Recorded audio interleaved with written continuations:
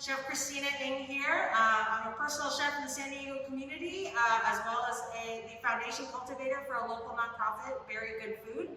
We're here today to take you on a journey, a spring break journey via our kitchen, Safe at Home. So we want to travel and engage in food, and we're going to travel across a few different places. One of my favorite places, very near and dear to my heart, is the Mediterranean.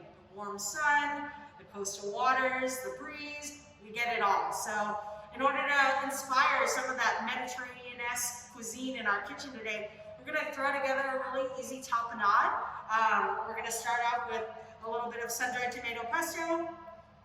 We have some artichoke hearts here. We have some olives. And all three of these here, along with our vehicle for our tapenade, I found just below the craft center here at UCSD's 6th Market. Super accessible, and it's going to take you and whisk you right away to the Mediterranean. Of course, we can't be in the Mediterranean without a few lemons too. These in particular are super fun. These are called Meyer lemons. They're actually a cross between a lemon and an orange, so they kind of take that really sour edge off of a lemon and bring that sweetness of an orange into this beautiful, beautiful flavor of citrus. So to start, it's going to be really easy. We're just going to kind of chop and throw it together. So grab a cutting board, grab a knife, and grab a towel, because some of these are a little, there's liquid coming off of each.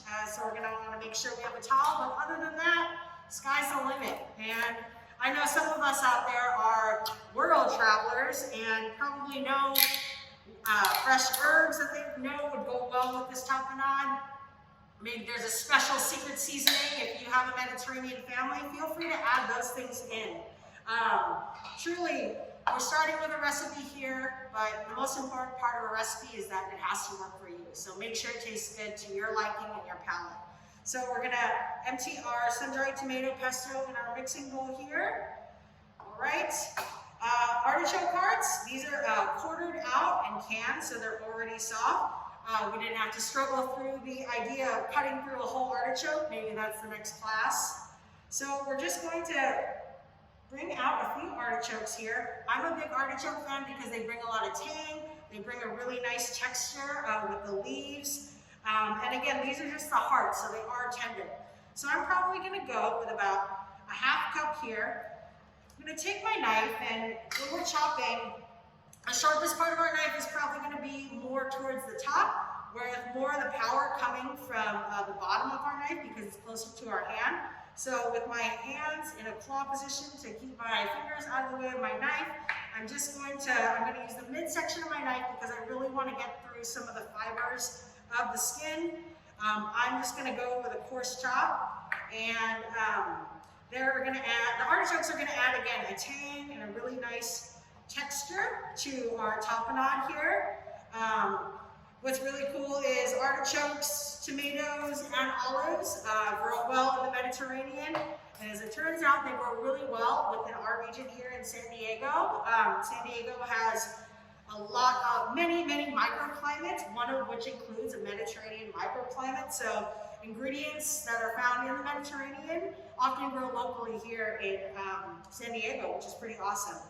I have some olives here. Olives have a lot of juice, so I'm just going to drain off a little bit of the juice so that I don't muck up my cutting board with a bunch of olive juice. And so with olives, there's a really, really bright salinity to them. So if you are an olive fan, and I feel like the game is divided. You either like olives or you don't. So feel free to omit them if you don't like them. These are a black-pitted medium olive. So they're on the milder side, so I'm going to just slice them.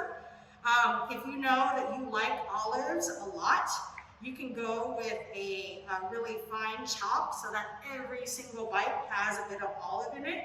If you are making this for your roommate that maybe doesn't like olives, bigger is probably better so they can pop them out if they need to.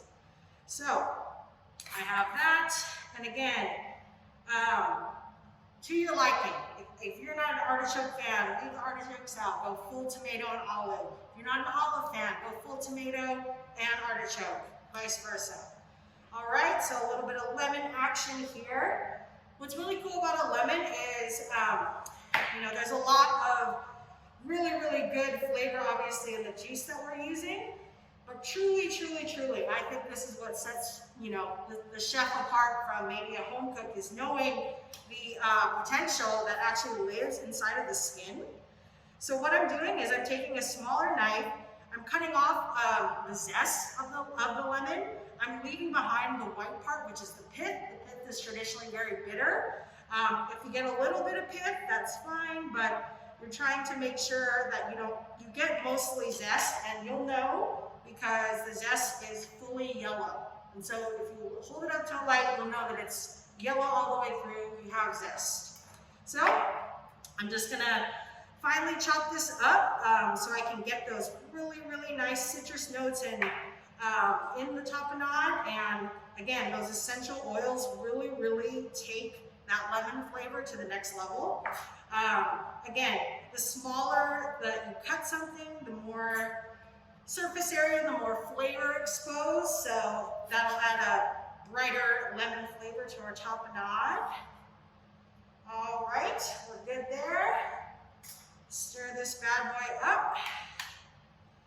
And folks, in less than 7 or 8 minutes, we have a tapenade. So we're just going to serve that up with some of these awesome spinach and roasted garlic crackers.